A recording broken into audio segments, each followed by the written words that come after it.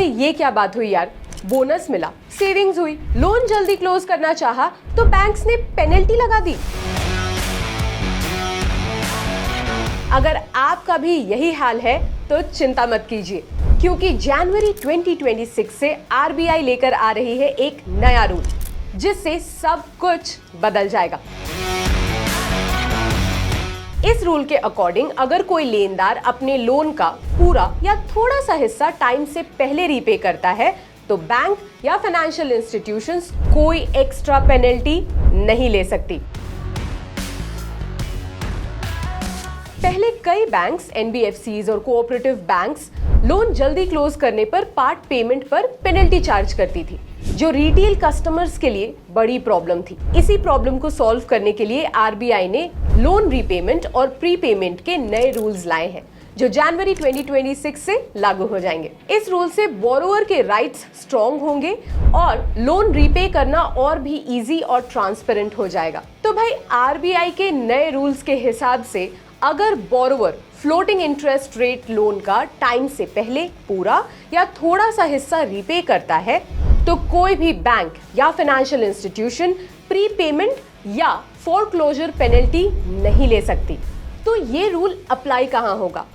सभी commercial banks पर, सिर्फ पेमेंट बैंक्स को छोड़कर। रीजनल रूरल बैंक्स और कोऑपरेटिव बैंक्स पर भी ये रूल्स अप्लाई होंगे और एनबीएफसीज यानी नॉन बैंकिंग फाइनेंशियल कंपनीज पर भी ये रूल्स लागू की जाएगी। अब ये रूल सिर्फ रिटेल बोरोवर्स के लिए है और फ्लोटिंग इंटरेस्ट रेट लोन्स पर अप्लाई होगा, यानी इसके अंदर आते हैं home loan, personal loan, vehicle loan, education loan and consumer loan. अगर इन लोन्स का जनवरी 2026 के बाद पूरा या इसका एक हिस्सा रीपे किया जाता है तो कोई भी पेनल्टी नहीं लगाई जाएगी। इंपॉर्टेंट क्लैरिफिकेशन, ये नया रूल इन केसेस में अप्लाई नहीं होगा। फिक्स्ड इंटरेस्ट रेट लोन्स, जहां लोन एग्रीमेंट में लॉक इन पीरियड को क्लियरली मेंशन किया गया हो।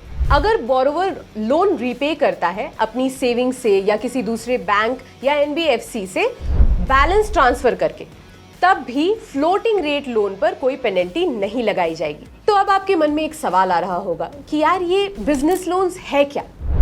अब देखिए, ये बहुत कॉम्प्लिकेटेड बात नहीं है।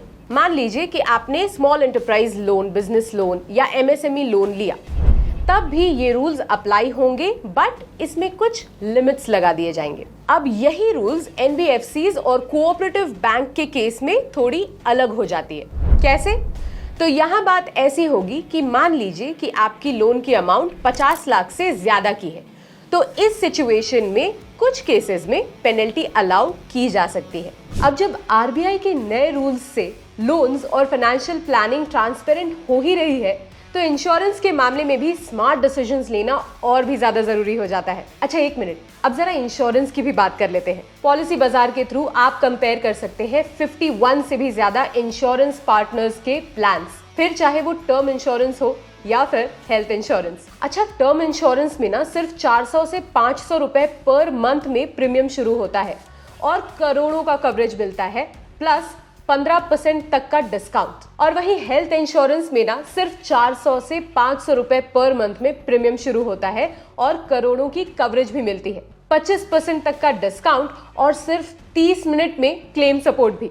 साथ ही मिलेगा आपको डेडिकेटेड रिलेशनशिप मैनेजर, ताकि क्लेम के टाइम आप अकेला फील ना करें। इसलिए पॉलिसी लेने से पहले सिर्फ प्राइस नहीं, कंपैरिजन और सपोर्ट भी चेक कीजिए पॉलिसी बाजार के साथ।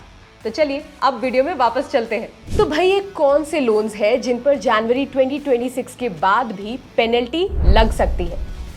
Fixed interest rate loans, credit card outstanding, fixed rate personal loans. Penalty सिर्फ तभी चार्ज की जा सकती है जब वो लोन सैंक्शन लेटर और एग्रीमेंट में क्लियरली मेंशन्ड हो। अब आपके मन में ये सवाल होगा कि आरबीआई ने ये रूल लगाया ही क्यों? देखिए, कई बार ना बोरोवर्स को बोनस मिल जाता है या फिर प्रॉफिट या एडिशनल इनकम मिलती है और वो अपना लोन जल्दी क्लोज करना चाहते हैं, लेकिन बैंक्स हेवी पेनल्टी चार्ज करते थे, अर्ली पेमेंट को डिस्करेज करते थे। इसी वजह से बोरोवर्स को पूरे टेन्योर तक ज्यादा इंटरेस्ट पे करना पड़ता था।